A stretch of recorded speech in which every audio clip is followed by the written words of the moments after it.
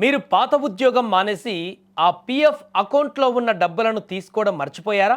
ఆ డబ్బులు ఎలా తీసుకోవాలో తెలియక క్లెయిమ్ ఫారాల చుట్టూ తిరగలేక వదిలేశారా? అయితే ఇకపై మీకు ఆ టెన్షన్ అక్కర్లేదు. మీలాంటి వారి కోసమే కేంద్ర ప్రభుత్వం అదిరిపోయే గుడ్ న్యూస్ చెప్పింది. ఎలాంటి క్లెయిమ్ ఫారాలు, పేపర్ వర్క్ లేకుండా మీ పీఎఫ్ డబ్బులు నేరుగా మీ బ్యాంకు ఖాతాలోకి రాబోతున్నాయి. అదెలాగో ఈ వీడియోలో పూర్తి వివరాలు తెలుసుకుందాం.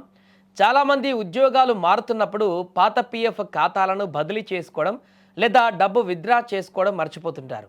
దీంతో ఆ సొమ్ము ఏళ్ల తరబడి పీఎఫ్ ఖాతాలలోనే ఉండిపోతుంది. ఇలా దేశవ్యాప్తంగా సుమారు 31 లక్షల ఈపీఎఫ్ఓ ఖాతాలలో ఏకంగా 10,900 కోట్ల రూపాయల వరకు అన్క్లైమ్డ్ డిపాజిట్లు పేరుకుపోయాయి. ఈ నిరుపయోగంగా ఉన్న డబ్బును చందాదారులకు తిరిగి ఇచ్చేయాలని కేంద్ర ప్రభుత్వం సంచలన నిర్ణయం తీసుకుంది.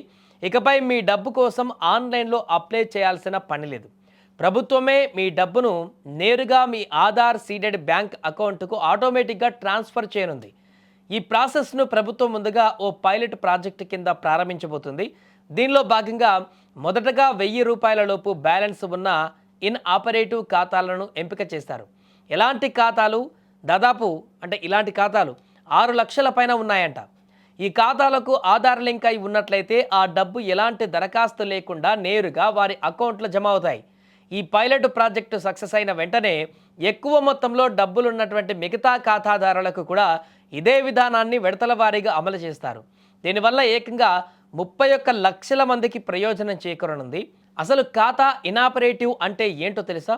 మీ పీఎఫ్ ఖాతాలో వరుసగా 36 నెలల పాటు అంటే 3 ఏళ్ళు మీ వైపు నుంచి కానీ మీ కంపెనీ వైపు నుంచి కానీ ఎలాంటి కాంట్రిబ్యూషన్ జరగకపోతే దాన్ని ఇనాపరేటివ్ అకౌంట్ అంటారు.